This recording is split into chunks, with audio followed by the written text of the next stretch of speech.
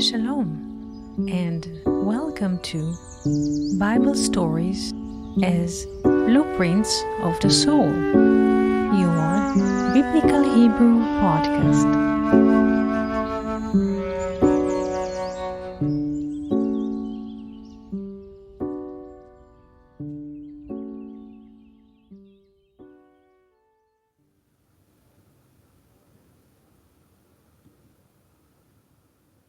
Hello, good morning. Hello. Good morning, Felipe. Can you hear? Hello, Eti. Hello, can you hear me? Yes, I can. How do you do today? I'm fine, Eti. I'm happy to be here. I was longing for meeting you and friends. Hello, Fernando. It's been some weeks now. I didn't hear your voice. Happy to be here, Eti. And I was actually thinking about this changing of laws. I'm not too aware of it, and I was kind of curious about because there's a lot going on here in this political realm, but I was not aware about the changing of any laws, and I will try to catch up To with it. catch up, maybe Fernando can speak about it. Fernando, can you speak about the changing of the law in Brazil? Is it possible for you to speak? From which side the, or how does it happen that it came to be, and what are the reflection of the law on civil life?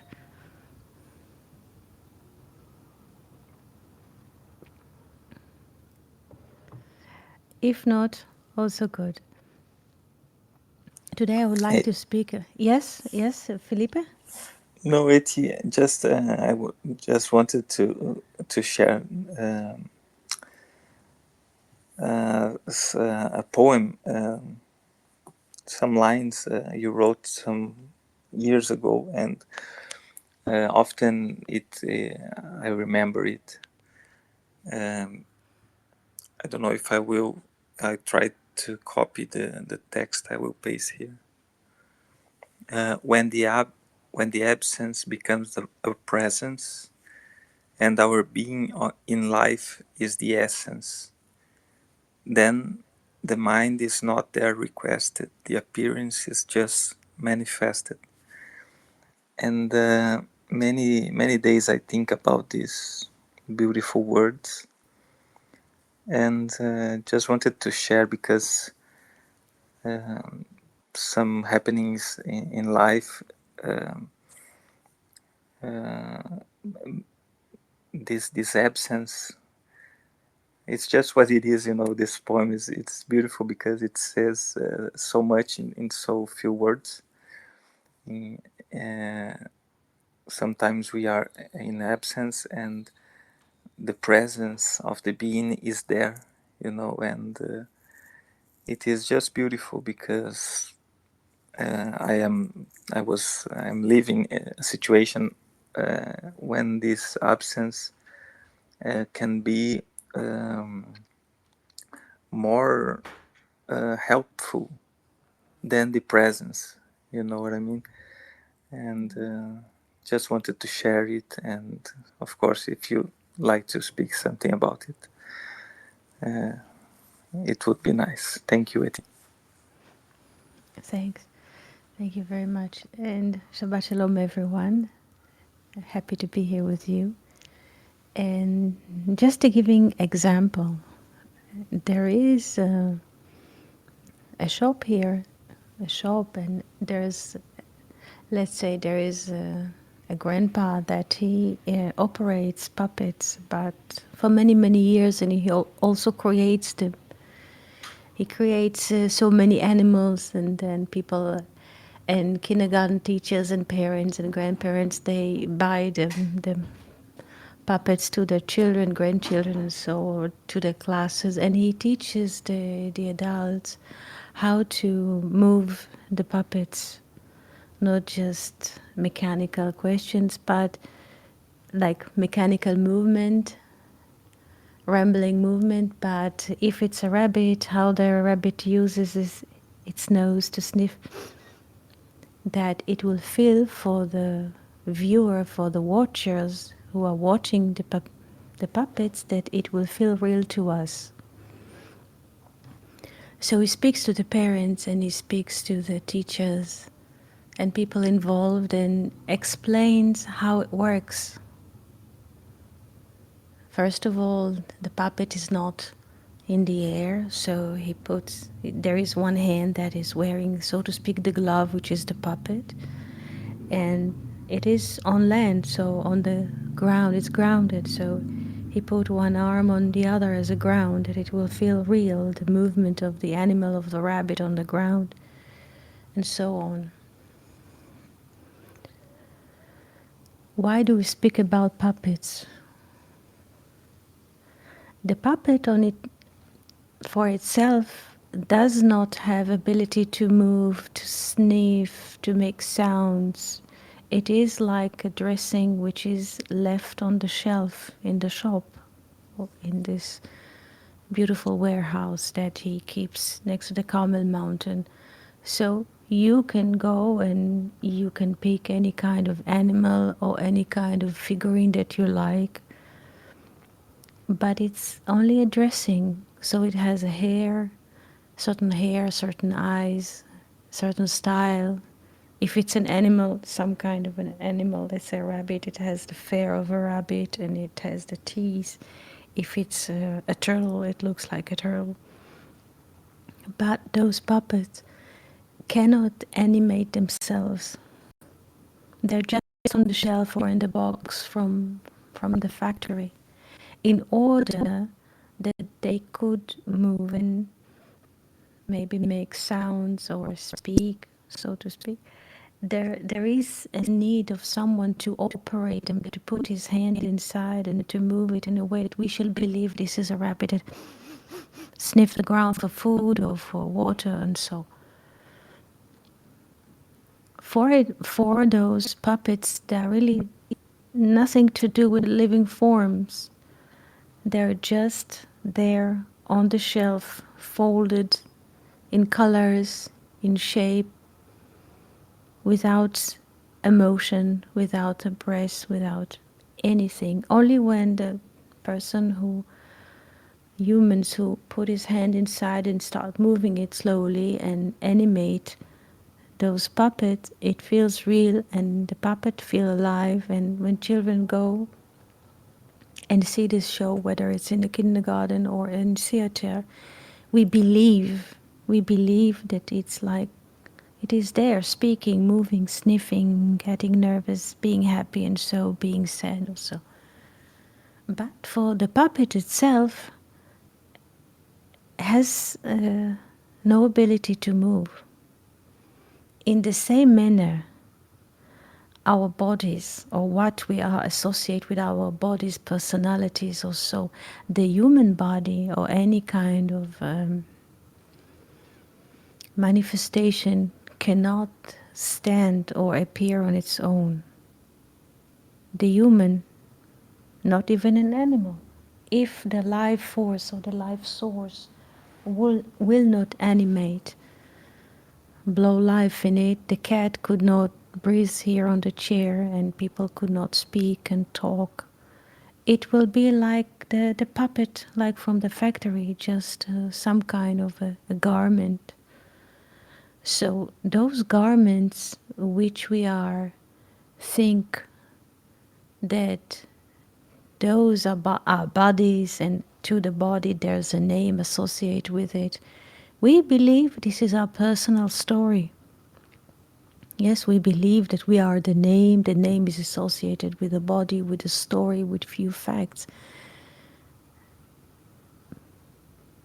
But this is not who we are. We learn to identify, let's move now to the example of the puppets. Let's say there's a rabbit Yes, and the man who operates the rabbit is operating the rabbit to sniff where's water, where can I get food, I'm nervous or so. But the rabbit, the puppet rabbit, cannot move. For us to see the man operating the puppet, it's clear that without the hand of the operating, the animated hand, the rabbit cannot move. For us, it's clear. In the same manner, we are incapable, it is impossible for us to see this invisible hand, so to speak, that animates us. Without this animation, we could not be here today. But since the brain is an external operating system, the brain learns from very young age to associate the name with the body, and this is appearance, and this is my life. Like we have separated lives, like we are capable of operating everything on our own. This is what the brain does. The brain does and says, my name is Paul, my name is Margaret, my name is John, or so. And John is associated with certain figurine that lives in certain address, and Marie somewhere also. But it's in a way very, very fictional. It is not, I would say, and people would argue, this is not real. What we consider as real, as my name, my address, I go every day to the office, this is the story of my life, this is my profession as a teacher, as a drummer, as a director, as an inspector, all this story that the brain shuffles every moment inside. And each one has his own story about himself, herself. My name is such, I live here, and I'm a teacher, I'm a doctor, and so on. This is all is very invented story, and it's not real. And since the brain is just a machine, it just repeats on the story all the time, and most of our attention is going to this story. And it's like we move blood into this story, and suddenly the story about myself is very important. And the more we move attention to the activity, to the story, personal story of, so to speak, my separated life, the more we move the attention, that the more misery we are becoming, because it's not real.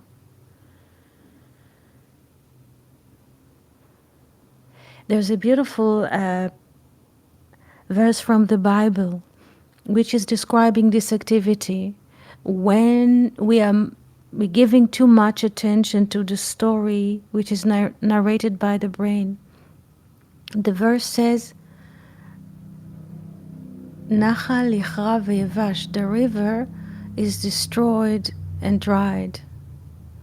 Yes, this is it. Nahar or Nachal, river or a brook which is destroyed, or this is a dead river, basically. This is a dead end. If we move all our attention, or we really gives it a lot of, we believe, to the story which is narrated completely by the brain, what happens is like to face like a dead end, a dead road, and it's not real. So as the puppeteer, not this puppet on the shelf is not real without the animation. Also those, so to speak, stories of our lives are not real until if it is being animated. We are, all of us are animated by higher source. And once there is an animation, there is life going on. How life will go on, into what way, through which road, what will be the happening of the day, of the moment, nobody knows. It just happens.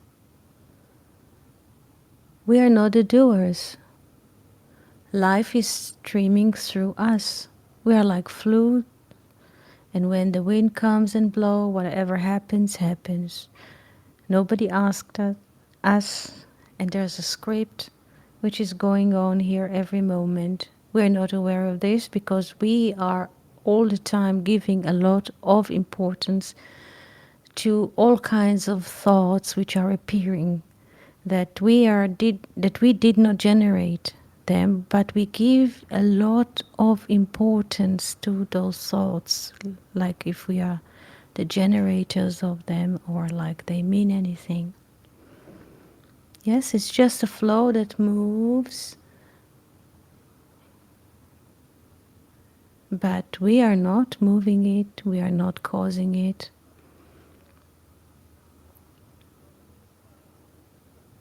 We are basically nothing.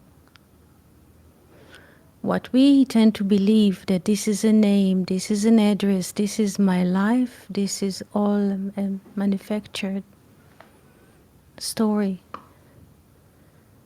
And it's like a product of the shelf. It, yes, appears some, like a product comes from the factory, appears at some point.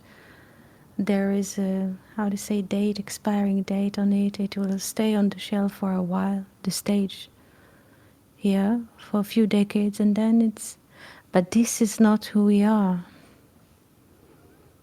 This is not who we are. The story that we were told that in a certain day a body appeared to certain people with a name, with a story, it's not. We're so incapable to see it because there's like a habit that the brain is going like a motor 24/7. This is who you are, this is your story, here you're living, and so just repeating itself. The more it repeats, the more we listen to it and pay attention to this, the more we're drying out like this river that turns out from the main source. This is basically the tree of knowledge, using the biblical term or language. The tree of knowledge just turns to its own turning and just is drying there at the side. Yes, the brain is always telling us stories from the side. Yes, like to pinch. Yes, to pinch a detail and build on it a complete story. And this is the offering. This is the story, so to speak, of my life. Whether I'm successful man or miserable man. And it's basically not to pay attention to it. It's just like a current or like electricity, but not giving too much attention to it. Because most of the things which are happening, we're not even aware, to the breath that comes in and out, to the palpitation of the heart, to all kinds of happenings inside and in the world, and we're not aware of. So many things we're not aware of. But suddenly the story about myself is the center of our lives, and so of course it's not right. The tree in the forest does not have his own life for his own. The tree in the forest. There are other trees, there are mushrooms, there are roots under the ground, there's ants and insects, and there's air and there's water and there's a rain and there's a snow. The tree does not live life of its own. Of course, for us it's clear because so things are happening once there's a tree in the forest. The birds, the butterfly, the mushrooms, the acorn. There's a bird which is like building a nest there. Suddenly there's rain or there's a snow. There's activity. Animals are moving in the forest. There's all the time happening. A tree is not an object. Also, we are not objects.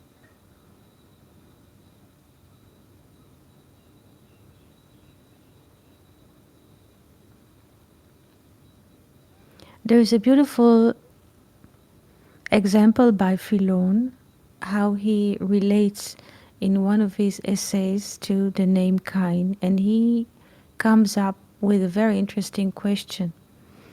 He says, how can it be that the firstborn of Adam and Eve was such a confused descendant and full of destruction that he killed his brother? How could it be? Very valid question.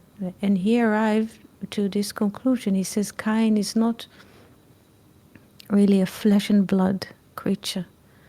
Cain comes from kinyan. Kinyan is like asset or property. And from the verb,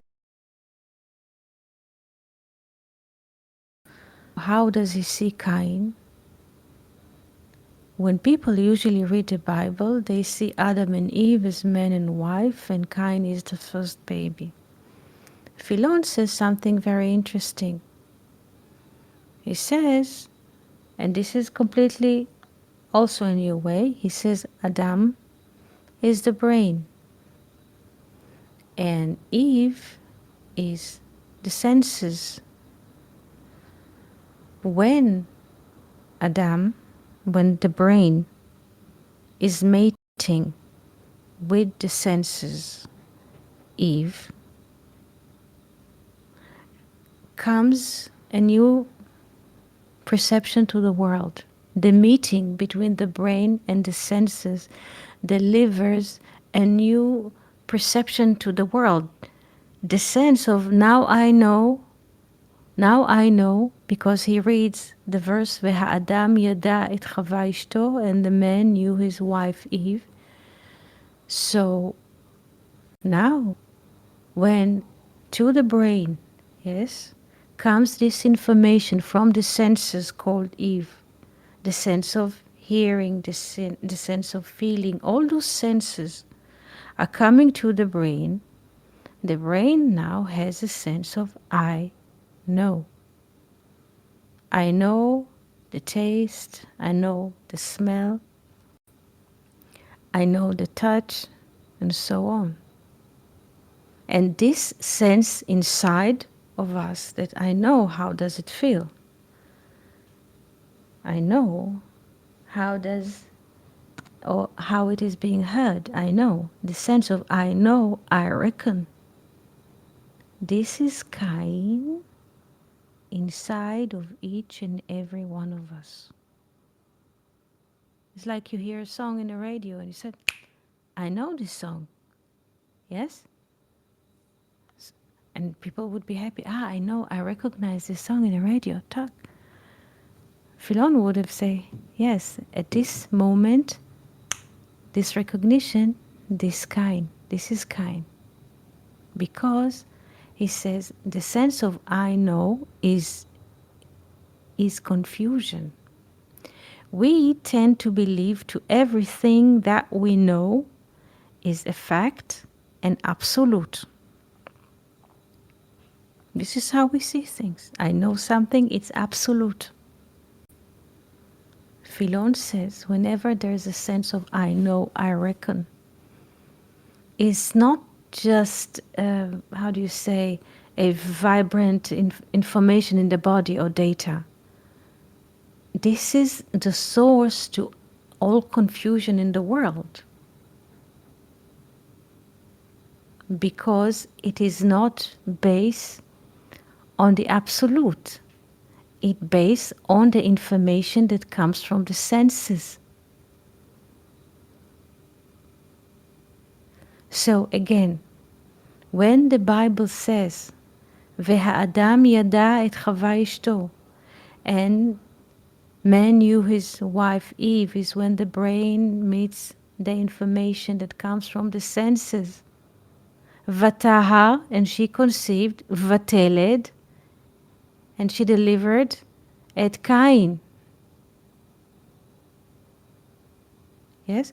So the meeting or the mating or the encounter between the brain and the senses delivers a confused offspring. The sense of I have bought, meaning I know. What is I have bought? I know. I know how does it feel.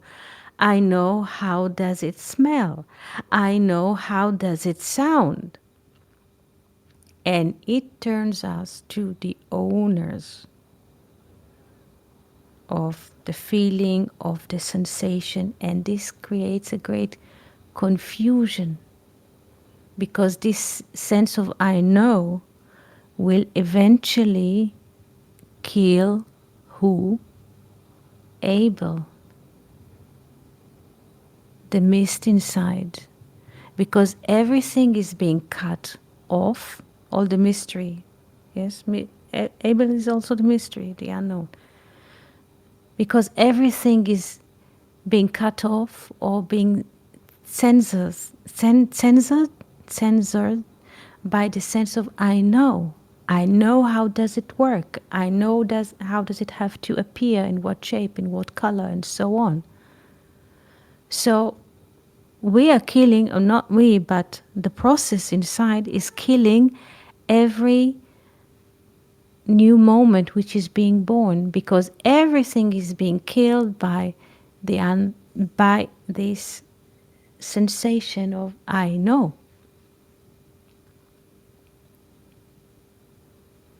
It is like once we were in Berlin and we wanted to, people want to play music, and other people were arguing why.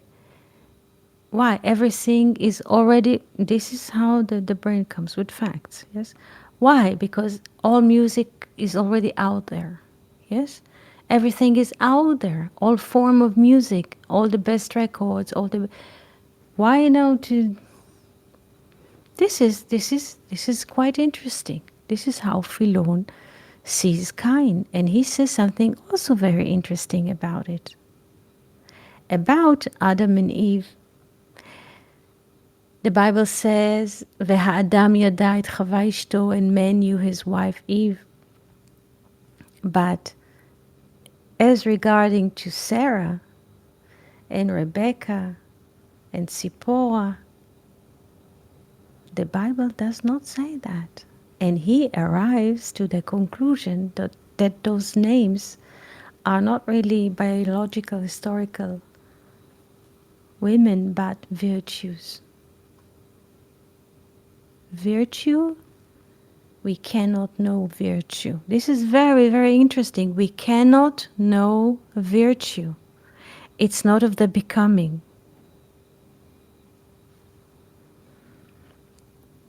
And then Philon continues and says something even more radical to the human brain. He says, nothing is ours.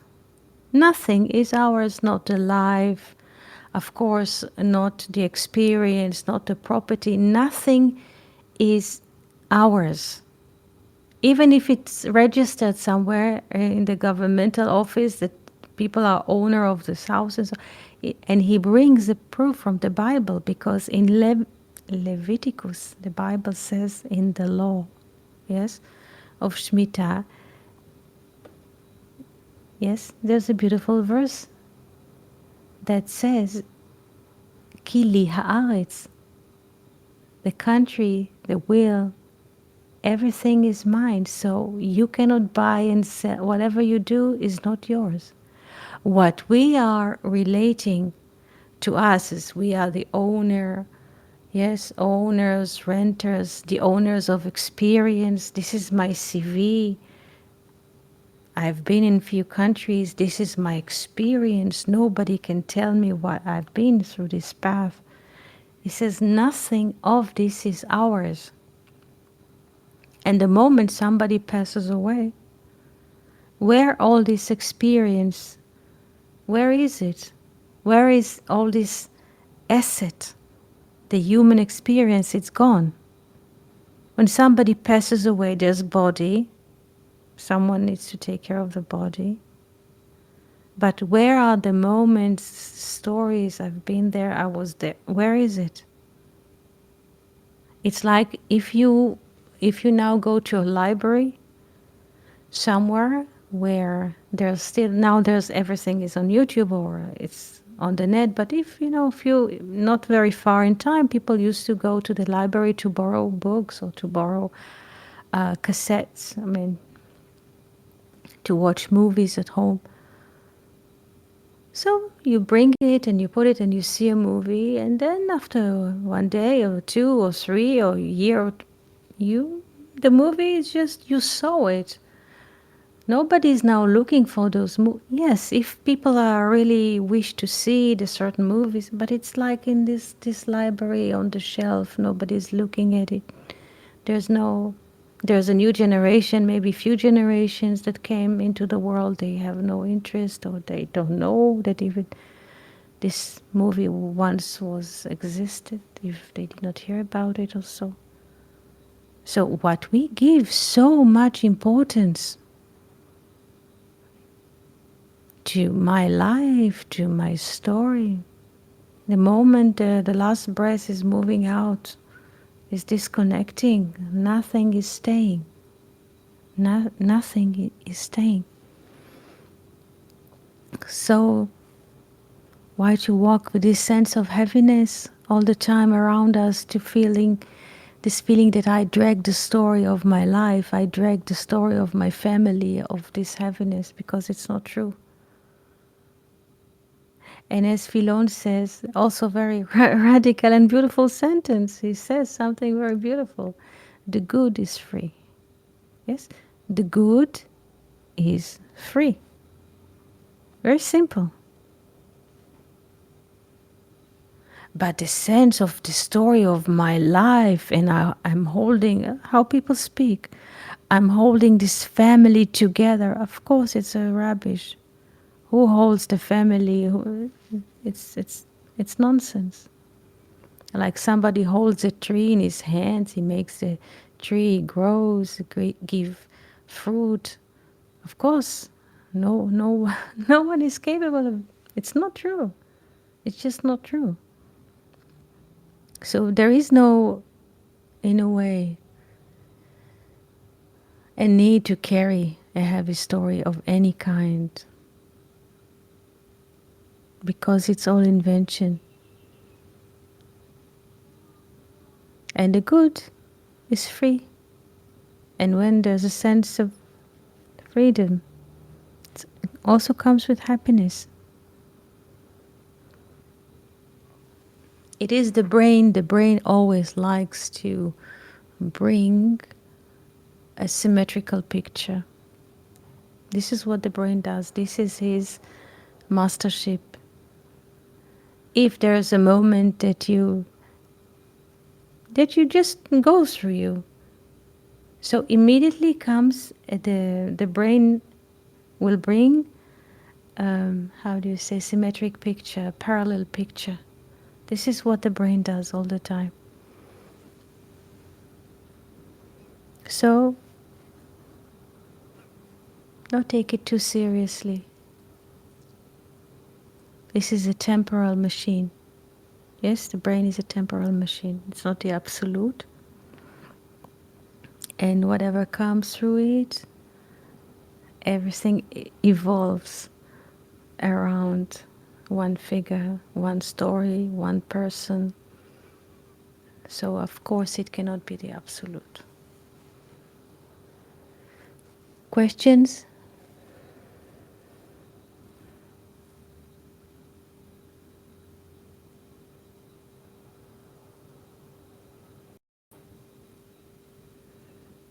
Philon also says something very interesting with the fact of the I know, I bought, comes also pride. Pride. Yes, I know how does apple smell like. I know how does this feels, with a lot of pride. And this is confusing men. And the fruit which are coming from confusion are bitter. And there is no need to be confused.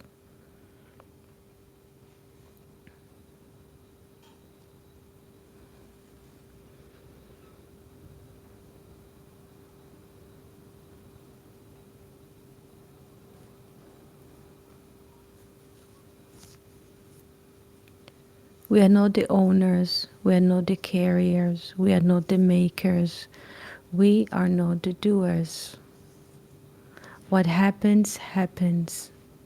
And yes, in a moment of peace, the brain is really agitated, is really bothered. Yes, because he has to create. He always on the notion of creating a story, creating a narrative. So if someone sits somewhere for a couple of minutes, immediately the brain is attacking and says, you should be doing this, A, B, C, D, you should have done this, and so on, because this is the art, yes, of the brain. Always to cause us to believe that we are the doers and create more doing. And if there's a moment of being, of peaceful, just wandering at the sea, looking at the tree, hearing bird, immediately comes the, so to speak, the sword. Yes, this is the sword that the Bible speaks about, that in a way protects the Garden of Eden. Philon says something very interesting about the Garden of Eden. Without the sense of I know, man could live infinitely in the Garden of Eden. There's no problem. But immediately comes the brain with this seal, signature, I know. And once this sense of I know appears, we are out of the garden. I mean, what is considered to be out of the garden.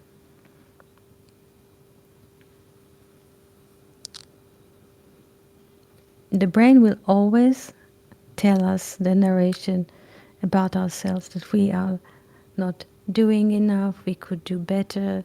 It will offer us a library of cases why we have made mistakes or how we did wrong, and so on and so on and so on. And suddenly in the moment when there's like nothing is happening and there's like this being and just everything is just great. Yes, but the brain cannot, just is there to guard. Yes, it's very interesting. This is duality. This is a double sword.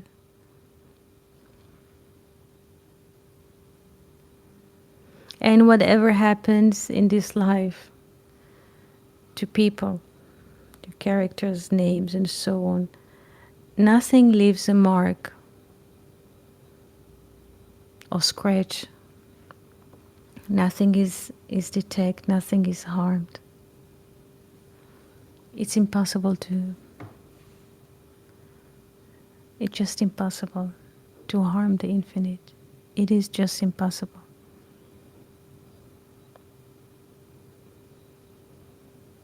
Questions or thoughts? Abigail, Fernando, Yanis, Felipe?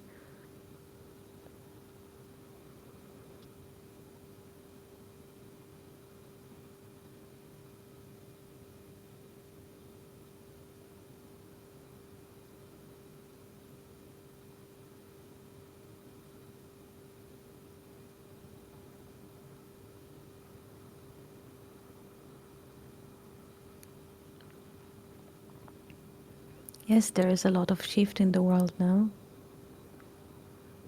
but infinite is infinite.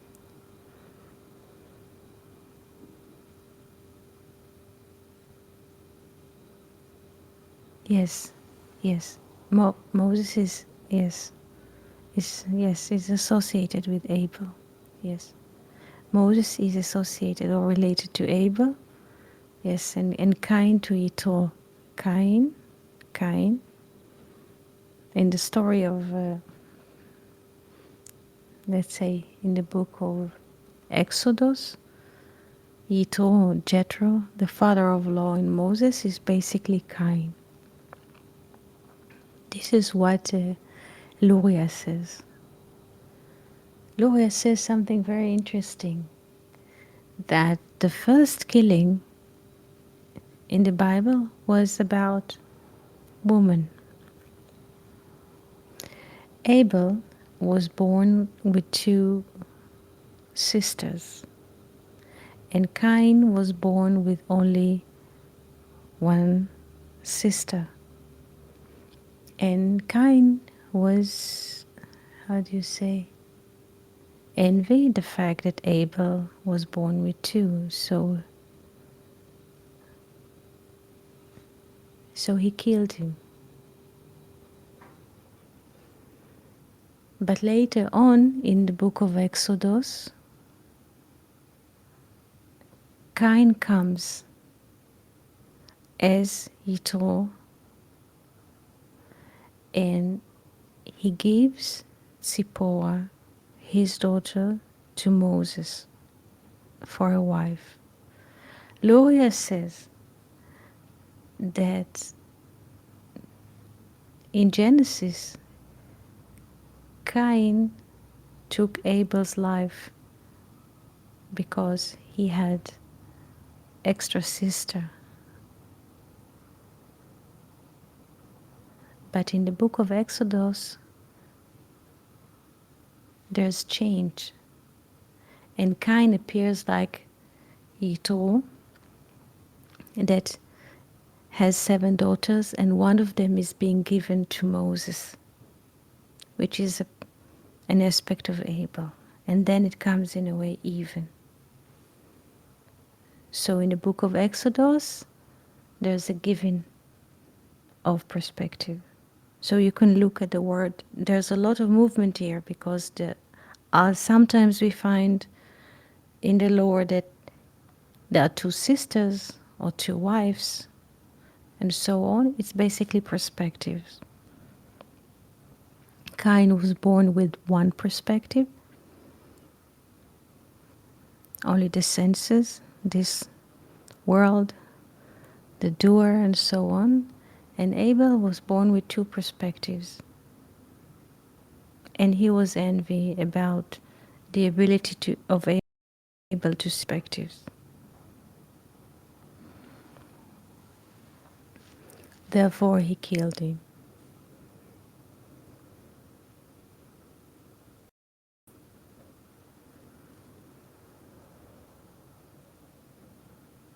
How does Luria learn that Yitro is an aspect of Cain?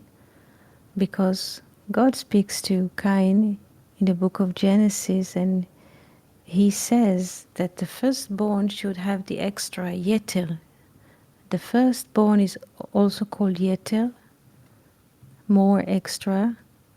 This is also one of the largest or the longest sides in the triangle. When you have a triangle and one of the sides of the triangle is the longest, this is yeter, this is the extra yeter. So the firstborn is supposed to be more, yeter, extra. And we can see how yeter with the vav turns to Yitro, the father of law of Moses. From those letters, Luria learns that Cain appears few generations after through the character, through the name of Yitro. And in this case, he has 7 daughters. Yes, you see how the pattern appears. Yitro has 7 daughters, and Cain was promised to live 7 generations. So you see how it goes.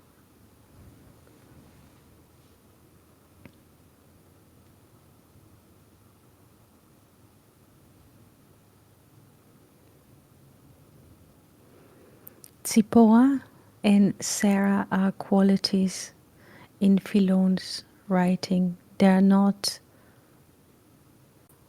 biological, they are attributes. This is how he sees them.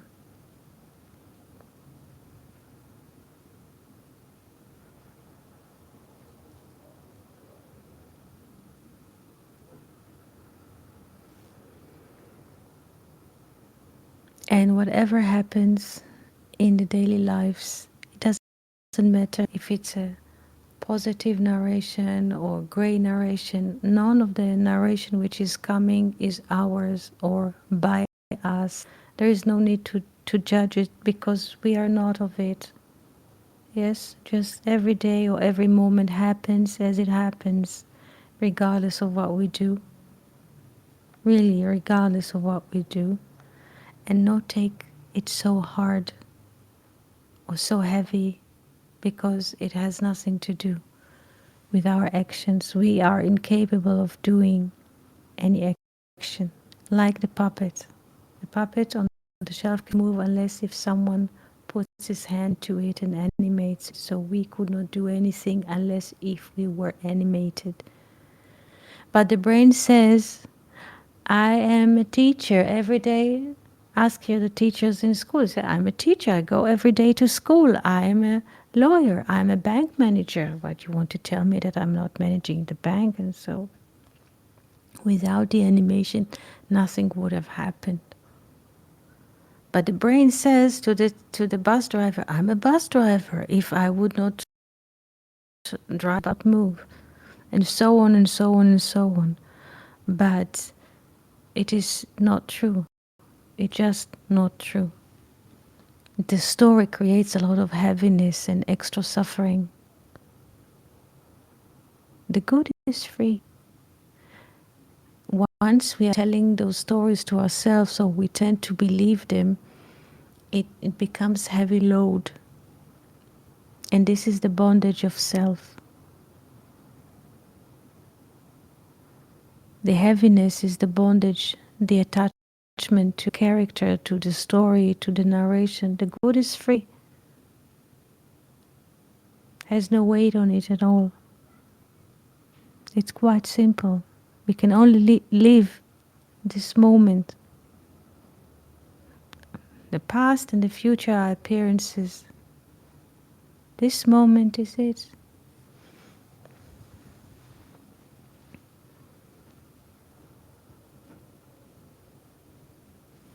Questions or thoughts? Abigail, Fernando, Yanis, Felipe. Life is being lived through us. Life is being lived through us. So how can such a thing happen? Because there's emptiness. Yes, if there's an empty pipe, water can come through the pipe because it's empty. In the same manner, us, it's basically great emptiness.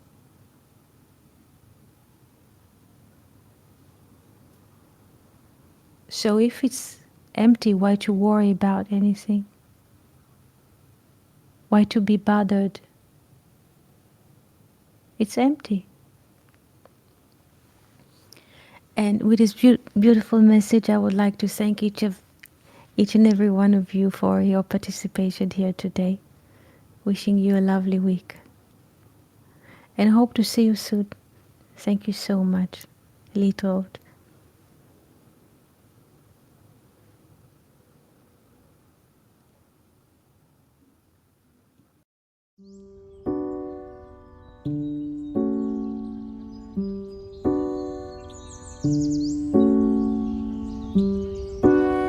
Thank you for listening to Bible Stories as Blueprints of the Soul, your Biblical Hebrew podcast.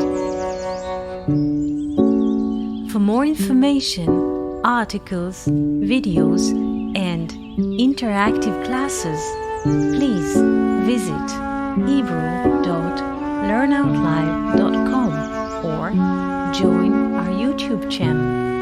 Shalom v'chol tov.